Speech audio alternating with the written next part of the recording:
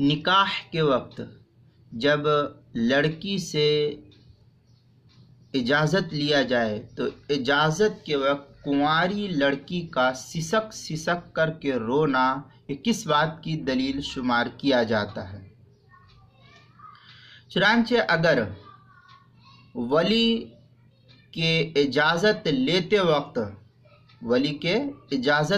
وقت بلا آواز کے سسک سسک کر روئے تو یہ بھی اجازت سمجھی جائے گی، اور یہ رونا رخصتی کے غم کی بنا پر شریعت نے محمول کیا ہے عموماً، کہ یہ رونا جو ہے یہ رخصتی کے غم کی وجہ سے، کہ لڑکی کے ماں باپ کے یہاں سے جانے کا جو غم ہے، اس غمی کی وجہ سے اس کو یہ رونا آ رہا ہے، اس لیے اس کا سسک سسک کر بلا آواز رونا بھی، یہ بھی شریعت نے اس کی اجازت کو تسلیم کیا ہے۔ چنانچہ در مختار وغیرہ کے اندر ہے او بکت بلا صوت فہو اذن۔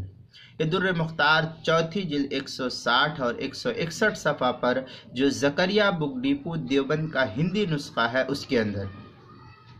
بحر الرائق کا پرانا چھپا ہوا نسخہ اس کی تیسری جلد صفحہ 113 اور مجمع الانہر اس کی پہلی جلد صفحہ 490 پر، اور فتاوی ہند کے اندر الصحیح ان البکاء اذا کان بخروج الدم من غیر صوت یکون رضا۔